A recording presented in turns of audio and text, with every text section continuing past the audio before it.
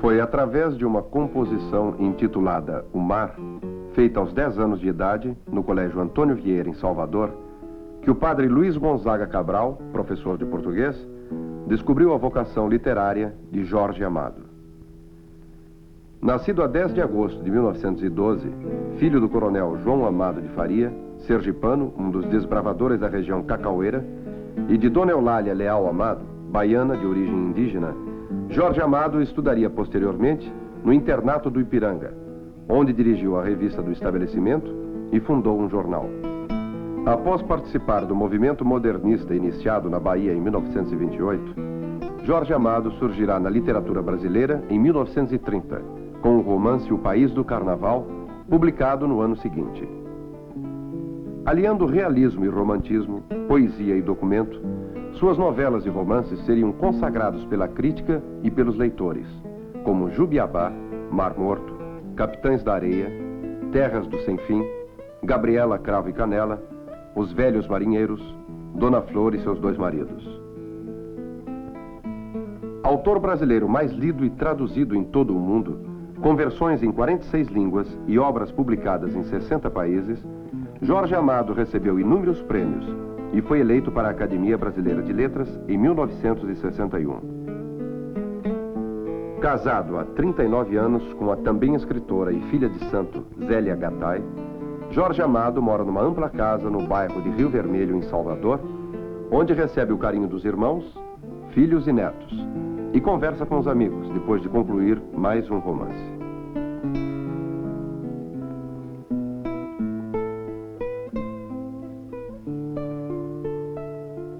Qual a importância da região cacaueira em sua obra?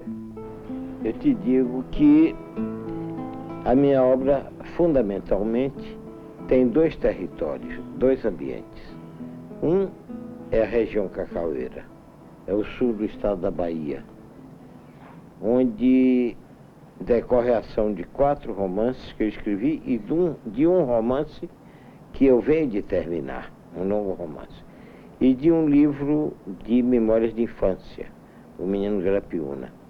Para mim é muito importante, minha infância decorreu, eu sou nascido numa fazenda de cacau, e minha infância decorreu nas fazendas de cacau, nas cidades de Ilhéus e de Itabuna, e nos povoados, nos pequenos povoados que nasciam. Havia uma verdadeira gestação de cidades. Ferradas, Pirangi, Macuco, Butuns. Sobre essa região que foi teatro de grandes lutas pela posse da terra entre os chamados coronéis do cacau, eu escrevi 5 romances, que estão entre os meus livros mais populares, aqui e fora daqui. Agora mesmo eu venho de saber que Cacau, um livro que foi escrito há 52 anos, em 1932, e que vem de ser publicado agora na Itália, está nas listas de best-sellers na Itália. Por que não me pergunte, que eu não sei. Agora acontece. Escrevi 2 dos meus livros mais populares, Terra do Sem Fim e Gabriela Cravo e Canela. São livros que têm a região do cacau como cenário. Eu nunca escrevi senão sobre aquilo que eu vivi, sobre aquela realidade que eu conheço por ter vivido, nunca por ter sabido, por ouvir dizer, por ter aprendido nos livros, e sim por ter aprendido na vida. Eu vivi, posso dizer, todas as coisas que estão dentro desse romance, ou poderia ter vivido, como esse último romance que eu escrevi. Nesse pequeno livro de memórias, tem um momento que eu digo que vários dicionários e enciclopédias me dão como nascido no lugar que se chamava Pirangi, que é hoje a cidade de Itajuípe. E eu digo que não é verdade. Pirangi eu vi nascer. Quando eu passei pela primeira vez em Pirangi, montado no cabeçote do cavalo de meu pai, Pirangi tinha 3 casas. E daí me veio a ideia de escrever esse romance que eu concluí agora, Tocaia Grande, a Face Obscura, onde eu conto exatamente como surgiu uma comunidade humana, uma cidade no sentido de uma comunidade humana na região do Cacau, essa região que se chama a região Grapiúna, no sul da Bahia, no começo do século, para mostrar que não são aqueles que depois dão nomes às ruas, que têm busto nas praças, que são considerados pioneiros, os heróis, os fundadores, que em realidade quase sempre esses são aproveitadores. Que o único herói realmente é o povo, é ele que constrói, é ele que faz. E esse nunca é reconhecido, porque a história com H maiúsculo, é escrita em função dos donos do poder e não em função da verdade que aconteceu.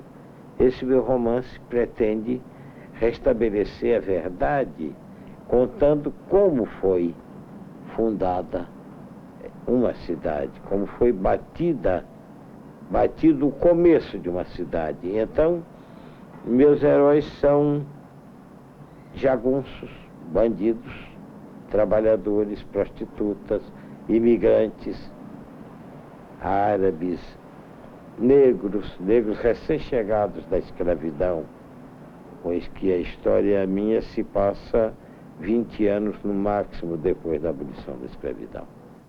Qual a importância de Salvador da Baía de Todos os Santos no restante de sua obra, tal como País do Carnaval, Capitães de Areia, Mar Morto, Quincas Berro d'Água, Dona Flor e seus 2 maridos? Bem, a cidade da Bahia, como você disse, a cidade de Salvador da Baía de Todos os Santos, que é o nome completo, mas que nós, os velhos baianos, chamamos de cidade da Bahia. Essa coisa de cidade de Salvador é uma coisa recente. A cidade da Bahia é o outro território da minha criação literária, sobretudo a velha cidade da Bahia, a cidade da vida popular baiana, a cidade dos mercados, das feiras, do Pelourinho, do Carmo, da velha cidade histórica da Bahia, do Cais dos Saveiros, das praias, né, da antiga Itapuã. Essa cidade que tem uma dupla realidade. Tem uma realidade cotidiana, imediata, que está aí, que é uma realidade extremamente dramática, porque ela é feita de muita pobreza. Aqui na Bahia, a riqueza está muito mal distribuída. Ela pertence a um pequeno grupo de pessoas e a grande maioria da população é deserdada completamente dos bens, dos valores mais vitais, no sentido material. Porque esse povo tão pobre, esse povo que vive com tamanha dificuldade, esse povo mestiço, resultante da mistura de raças que aqui se processou e se processa, é um povo que tem uma força extraordinária e que é capaz de superar, e supera sempre essa miséria, essa fome, essa opressão, essa vida desgraçada que é a vida cotidiana do povo. E que constrói beleza e alegria diariamente, porque aí está a outra realidade dessa cidade da Bahia. É a sua realidade mágica, que nasce do povo, das tradições populares, que veio das caravelas portuguesas e, sobretudo, e mais do que tudo, nos navios negreiros dos escravos. Essa realidade que está nos atabaques que batem durante a noite, que está nas rodas de capoeira, nos birimbaus, na música dos birimbaus, que está no samba de roda, que está nos afoxés, que é o carnaval nascendo nas casas de santo, que está dentro de todo esse mistério que nasce exatamente da força e do poder do povo baiano. Sobre essa dupla realidade da miséria, da fome e da força criadora do povo, eu construí a maior parte da minha obra, toda uma série de romances, onde busquei retratar exatamente essa dupla realidade da cidade da Bahia. Creio que algo eu consegui, porque hoje esse mistério da Bahia é conhecido e celebrado não só no Brasil, mas fora do Brasil. Caribé, me fala um pouco de Jorge Amado, de sua literatura, dos seus romances. Bom, por causa de sua literatura, de seus romances, é que eu sou aqui, que vim à Bahia atrás de Jubiabá. Jubiabá existiu mesmo, mas eu vim por causa do romance de Jorge. Toca procurar Jubiabá, já tinha morrido. Mas aí ficamos amigos e agora somos compadres, né? E filhos de Xangô, os dois, o baile do terreiro do Axé de Opó Fonjá.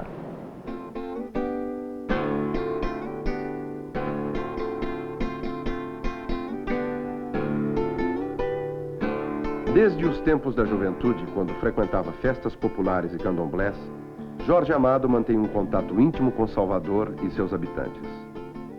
Em Bahia de Todos os Santos, publicado em 1945, Jorge Amado fornece um guia das ruas, mistérios e encantos da cidade, descrevendo as baianas e suas comidas típicas, os saveiros e pescadores, igrejas e candomblés. Cenários e personagens de quase toda a sua obra. Filho de Oxóssi, Jorge Amado possui o título de Otum Obá Arolu, do Axé do Opô Afonjá, fundado pela célebre mãe de Santo Aninha, falecida em 1938. No alto do Gantuá fica o terreiro Jejenagô de Mãe Menininha, filha de Oxum, que Jorge visita com frequência. Minha mãe, eu acho que nós nos conhecemos há bem mais de 50 anos, não? 50 e tantos, né? Já. Não é? Já, eu tava meninota. Meninota, uma jovem mãe de santo, não é? Mocinha, bonita. Ai, meu Deus. Bonita é até hoje, né? Mas cada idade tem sua beleza. Ai, meu Jesus. Mas aquilo era uma beleza de verdade, era um Oxum, hein? É, todo mundo dizia que Novinha, bonita. eu era Oxum de carne. Oxum de carne, né? É, me chamava assim. Essa menina parece sua boneca, ela já é um Oxum. E eu ficava furiosa. Por que, minha mãe? Não sei por que não, mas eu queria que meu santo viesse. Mas não vinha dizer por que todo mundo dança e eu não danço. Agora dizia, mas você não dançou, eu não dancei nada. Mas aí eu ficava furiosa porque eu via todo mundo dançar vestido e eu não estava vestida também. O que significou para você a aventura vivida na adolescência quando você fugiu do colégio em Salvador e atravessou todo o sertão da Bahia e chegou a Itaporanga, Sergipe, na casa do seu avô? Bem, eu era um menino de 13 anos, né? Eu estava no colégio dos jesuítas, né? E eu não queria continuar, porque eu me sentia oprimido. Fugi do colégio e atravessei todo o sertão da Bahia, né? E de Sergipe, né? Isso para mim foi importante por duas coisas. Primeiro porque eu vivi um tempo, eu levei meses andando, né? E eu ia parando, né? E demorava, às vezes demorava 15 dias num lugar, numa casa de pessoas. Quer dizer, eu senti, por exemplo, uma imensa solidariedade do povo de toda parte, né? Que aquele menino que chegava não tinha um tostão, né? E tive um conhecimento da vida como ela era, da vida da gente pobre, dos camponeses, do interior. Para mim foi a primeira grande aventura de minha vida. Eu digo que aí eu comecei minhas universidades, as universidades da vida. Eu encontrei uma vez um caminhão na estrada que tinha uma inscrição que eu, aliás, aproveitei como epígrafe de um dos meus livros, Dos Pastores da Noite, que dizia o seguinte: na escola da vida não tem férias. É verdade. Eu aprendi foi nessa escola da vida. E comecei aprendendo nessa escola exatamente quando eu fugi do colégio dos jesuítas e atravessei o sertão da Bahia. Foi a minha primeiro não, porque eu tinha tido um contato inicial com a vida popular nas fazendas de cacau e nas pequenas cidades do sul da Bahia, em Itabuna e em Ilhéus. Mas foi, sobretudo, nessa travessia do sertão que eu tomei um conhecimento mais profundo, mais denso com a vida do povo. Conhecimento esse que viria se ampliar enormemente com a minha adolescência livre na cidade da Bahia. Eu fui um homem muito feliz porque tive alguns anos de vida livre no meio do povo baiano, no meio do povo dos saveiros, do povo do mar, no meio dos capoeiristas, no meio do povo dos candomblés. Desde menino eu comecei a frequentar as casas de santos da Bahia, em meio aos trabalhadores, em meio ao povo dos bairros pobres. E essa adolescência livre na cidade da Bahia, essa minha adolescência que se iniciou tão cedo com essa minha fuga do Colégio Antônio Vieira e essa saga que foi a travessia do sertão baiano, essa minha adolescência é que me permitiu a intimidade que eu tenho com a vida popular baiana, que é, eu creio, a carne e o sangue da obra de romancista que eu viria a construir. Grande parte de sua obra foi adaptada para teatro, cinema, televisão, rádio, principalmente cinema. Qual a sua opinião sobre as versões cinematográficas de seus romances? Vou te dizer uma coisa, meu bem. Eu acho que toda e qualquer adaptação de uma obra literária, no que se refere ao autor, é uma violência. Você escreveu uma coisa e vem o senhor Rui Santos, né? Pega e adapta e faz aquela coisa que é dele. Porém é justo, porque uma boa adaptação tem que ser uma recriação, não pode ser um pastiche, não pode ser uma imitação da obra, tem que ser uma recriação. Eu acho muito importante a adaptação. Eu vou te dizer por quê. Você vê um livro, você escreve um livro, ele tem uma quantidade de leitores, mas se ele vai ao cinema já este público se amplia muito. Se ele vai à televisão, tu vês Gabriela. Quando foi feita a novela de televisão da Gabriela, se havia vendido 680 mil exemplares desse livro no Brasil. A novela foi vista por 25 milhões de pessoas. Você vê quanta gente não sabia ler, não podia ler o livro porque não sabia ler. Quanta gente não tinha capacidade econômica para comprar o livro e que viu na televisão. A mesma coisa no cinema. Eu tenho vários livros adaptados, tive inclusive a honra de que grandes diretores trabalhassem com livros meus no Brasil, para citar Nelson Pereira dos Santos, esse menino, filho do Luiz Carlos Barreto Bruno, que eu conheci meninozinho, que fez um filme tão agradável com a história de Dona Flor, que, no entanto, conheceu Dona Flor, por exemplo, né? Conheceu Pedro Arcanjo, tratou com esses personagens e na recriação feita por outros artistas. Aí eu já não era o pai daquela Dona Flor, eu era uma espécie de avô. O pai da Dona Flor era o Bruno, não é? O pai da Rosa de Oxalá, o de Pedro Arcanjo, era o Nelson Pereira dos Santos. Mas lá estava meu sangue, minha carne, estava naqueles personagens. Fico muito contente toda vez. Aquelas coisas que eu pensei, os personagens que eu criei, as ideias que eu quis transmitir, foram levadas a muita gente que nunca leu meus livros.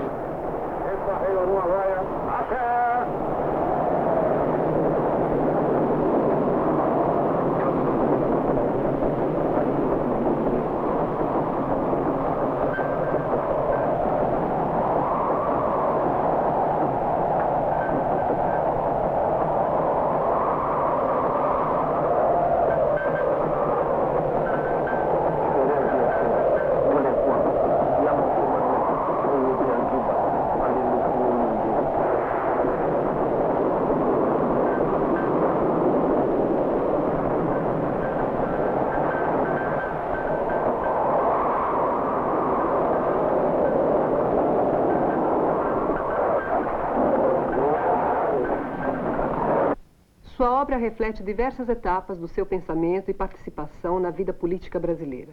Como se deu essa evolução e qual é o pensamento atual? Eu creio que a minha vida, como a minha obra, tem uma unidade. Essa unidade decorre do fato de que, desde muito moço, e em todos os meus livros, em tudo aquilo que escrevi, e em toda a luta que eu lutei, eu estive ao lado do povo contra os seus inimigos. Lutei contra todos os preconceitos, sobretudo contra esse terrível, esse monstruoso preconceito racial, o mais infame de todos os preconceitos. Lutei contra a fome, contra a opressão, lutei para que houvesse justiça, lutei pela liberdade. Exerci essa luta de várias maneiras. Durante muitos anos eu a exerci dentro dos quadros de um partido político, do Partido Comunista. Fui, inclusive, deputado ao parlamento, eleito pelo povo de São Paulo, na legenda do Partido Comunista. Eu não estimava e não estimo como ofício o trabalho de legislador. Não nasci para isso. No entanto, eu tenho consciência de que fui um bom deputado. Eu participei da Assembleia Constituinte, que fez a Constituição de 46, e a emenda que garante a liberdade religiosa para o povo brasileiro foi uma emenda de minha autoria, nascida exatamente da luta de que eu participei na Bahia, sobretudo, em defesa das religiões de origem afro-brasileiras, as religiões mais brasileiras de todas, do candomblé, que era violentamente perseguido. perseguido com a maior brutalidade, com a maior violência. Os pais de santos eram espancados, presos, os candomblés incendiados. Tudo isso está contado em meus livros, por exemplo, em Tenda dos Milagres, que Nelson Pereira filmou. E essa luta foi de onde proveio esta emenda quando eu fui deputado. Depois eu deixei de militar em qualquer partido político, fosse no comunista, fosse qualquer outro. Passei a ser apenas um escritor que continua a lutar pelo seu povo, antes de tudo, através de sua literatura, através de seus livros, mas sem nunca também ter deixado de lutar como cidadão. Durante os anos tão terríveis e tão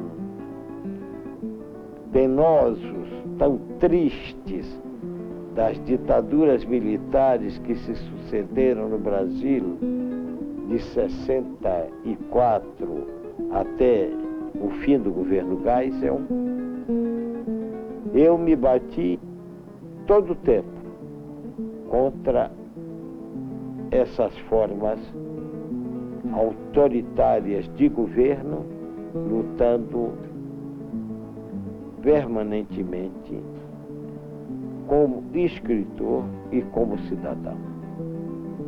Hoje, o que é que eu penso politicamente? Eu continuo a ser pelo socialismo. Acho que o socialismo é o futuro da humanidade. Queiramos ou não, ele independe da minha vontade, da vontade de qualquer um dos que estão aqui, da vontade dos governantes, da vontade dos generais, da vontade dos cardeais, da vontade de quem quer que seja. O socialismo, a humanidade marcha para o socialismo por uma contingência histórica, da mesma maneira que evoluiu do escravagismo para a Idade Média. Daí para o capitalismo nós chegaremos com certeza ao socialismo. Agora, eu não creio que o socialismo signifique realmente a redenção do homem se ele não for acompanhado de liberdade. Socialismo sem liberdade é ditadura. Socialismo, para mim, é aquilo que represente o bem coletivo, o bem de todos os cidadãos, que todos tenham direito a comer, que todos tenham direito ao trabalho, que todos tenham direito à cultura, mas sem que para isso seja necessário sacrificar o indivíduo. O coletivo e o indivíduo têm que marchar juntos. Ou seja, eu hoje, meu ideal político é o socialismo com democracia, com liberdade.